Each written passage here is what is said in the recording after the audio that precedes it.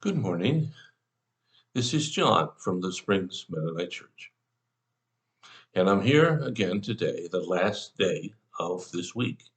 And we've been talking about a fellow named Abraham. Now, we've talked about how Abraham apparently was a special guy who did some very unspecial things and repeated his mistake, not once, but twice. And God still cared about him because God knew there was something in his heart that he could trust. Now, when God looks at you, he says the same thing. We are very much like Abraham. We make mistakes and we repeat those mistakes.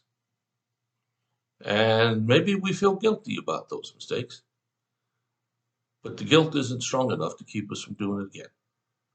But yet God doesn't throw us out. He doesn't say, man, I made a mistake. I picked the wrong guy.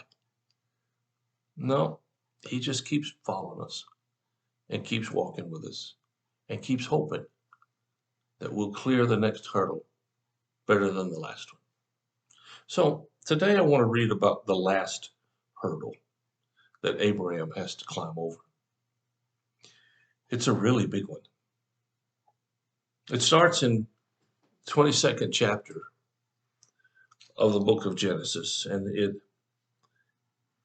reads the whole chapter, but I'm just going to look at a few verses, starting with verse 1 and 2, and then going to 12 to 14.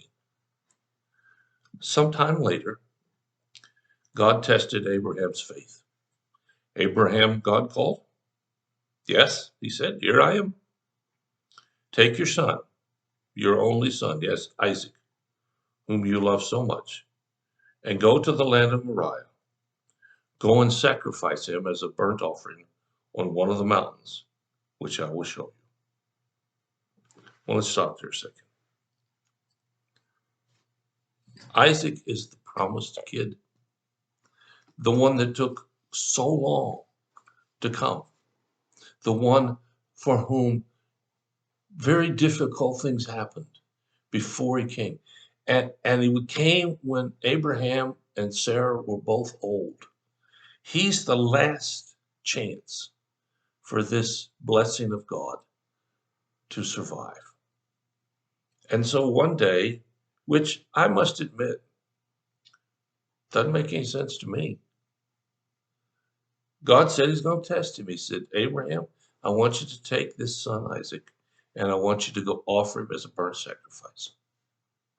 Now, the Old Testament, as well as the culture around the Jewish nation, they're full of burning sacrifices, offering this and that to gods, or even to the God. The whole book of Genesis, early days, talks about that. The book of Exodus talks about sacrificial lamb, leading up to the final sacrificial lamb of Jesus. But I don't understand why God would ask Abraham to sacrifice his own son. Now, the interesting thing about this commandment, the interesting thing is that Abraham does not argue. Not one time does Abraham try to talk God out of it. I think by now he has seen God work so many ways, so many times, he's going to trust God no matter what. And this is surely a monstrous test. But he does what God says. I'm not going to read all of it. You can do it yourself.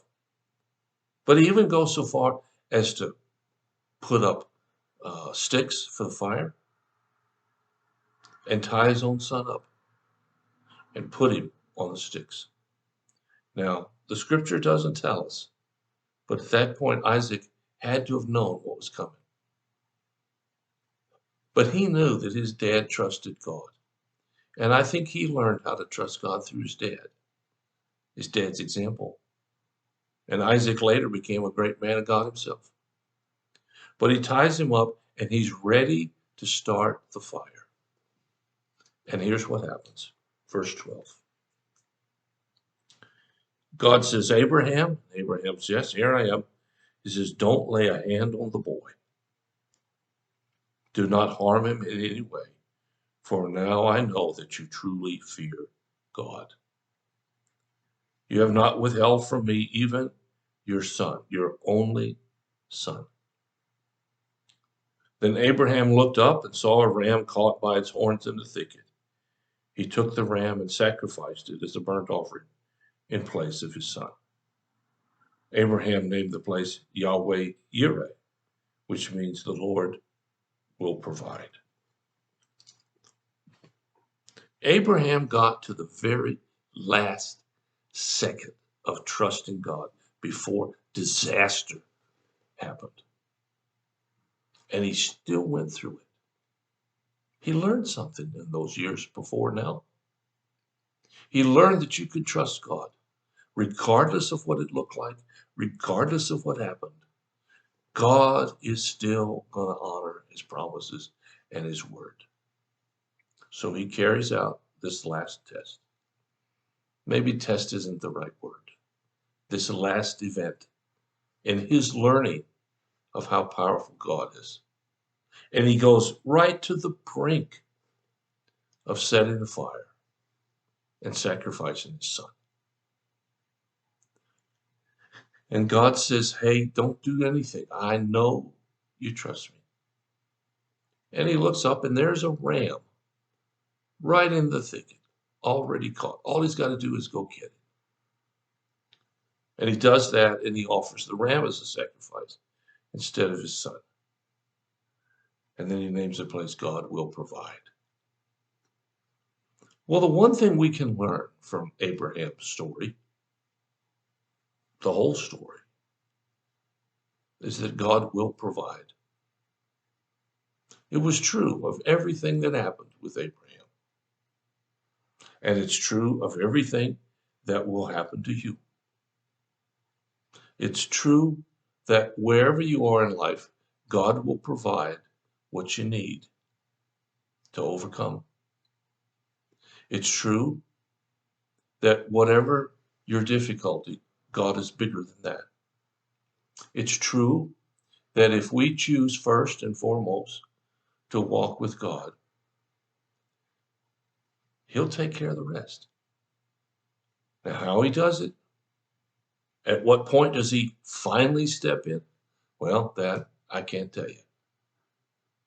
But I don't care how miserable things have gotten for you or how wonderful they are. But you know someone for whom things aren't wonderful. Maybe it's even your own family members. But in all those situations, God will provide. And this is a story about him doing that for this man named Abraham. And I hope that as you think about your life over the coming weeks, over this weekend, that you'll remember that God will provide somehow, some way, but he'll still do it. Well, thanks so much for listening. I hope you have a really great weekend. I'll be back on Monday with some new thoughts on some other things. If you have a need or concern, let us know. We'll do whatever we can as fast as we can to help meet your need. Thank you so much for listening. Have a fantastic weekend. I'll be back and I'll talk to you again.